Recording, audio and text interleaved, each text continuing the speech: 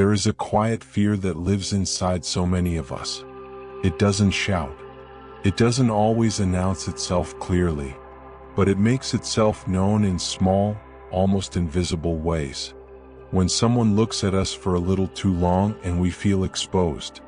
When a compliment feels suspicious like it's hiding a catch. When we share something tender and almost instantly wish we could pull it back. It's in the way we smile even when our chest feels heavy.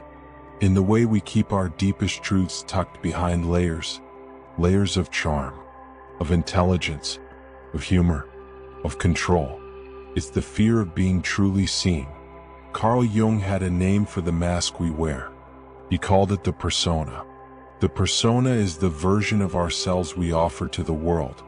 Not necessarily fake but curated, polished. The parts we think will be accepted, admired, or at least tolerated. The persona isn't the enemy. The problem comes when we wear it for so long, so convincingly, that we begin to believe it is the self. And everything that doesn't fit that mask, our contradictions, our grief, our messy emotions, even our deepest desires, gets pushed into the background, pushed into the shadow. Hidden not because we're dishonest, but because we're afraid. Afraid that if someone saw us fully, beyond the edited version, beyond the pleasing parts, they would turn away. Or worse, that they would confirm our deepest fear. That maybe underneath it all we are not enough. So we protect ourselves. We curate our presence. We filter our emotions. We shrink our needs.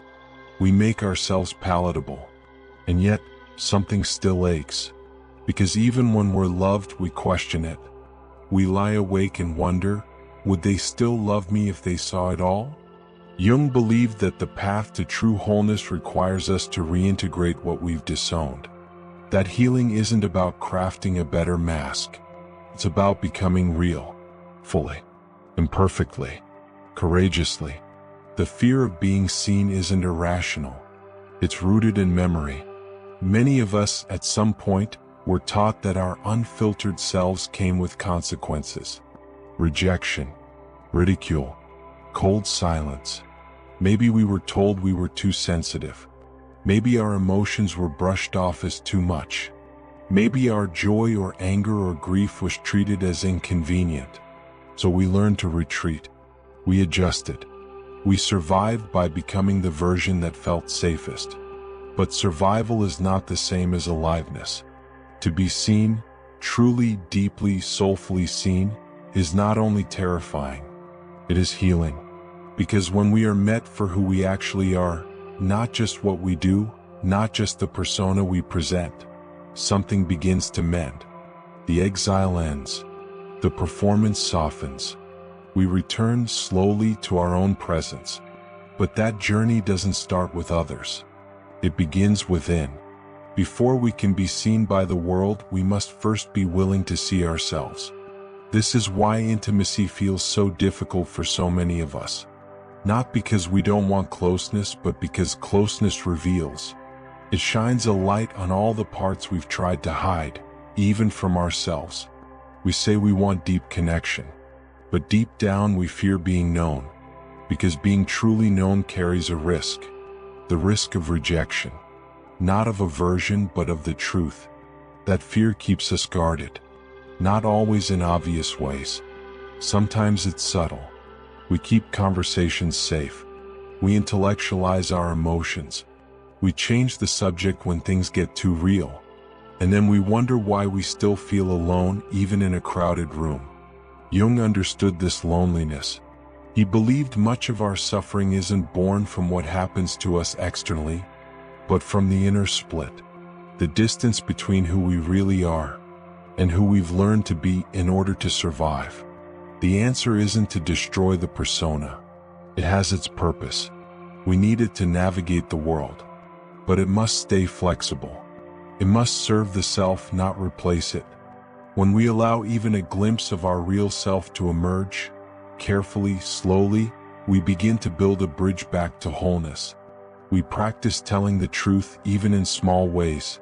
We create little pockets of resonance where we can breathe without performing.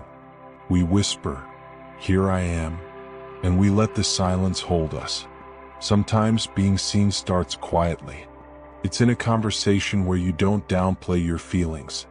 It's letting someone witness your uncertainty without rushing to clean it up. It's allowing your tenderness to exist without apology. And when someone can't hold that, when they retreat or reject, it doesn't mean you're too much. It doesn't mean you're unworthy. It simply means this: your truth isn't meant for every room, but it is still sacred. The fear of being seen won't disappear overnight, but it loosens its hold when we recognize the cost of hiding. Because hiding might feel safe, but it is also a slow kind of suffocation. Authenticity, though vulnerable, is the only path to true belonging, because you cannot be fully loved if you are not fully known. Jung once wrote, "The privilege of a lifetime is to become who you truly are." But he also knew that privilege comes with a price. It costs us certainty. It costs us fitting in. It costs us the false comfort of performance. The cost of wholeness is shedding what was never true. The reward is a peace that no mask can give. So if your voice shakes when you speak your truth, speak anyway.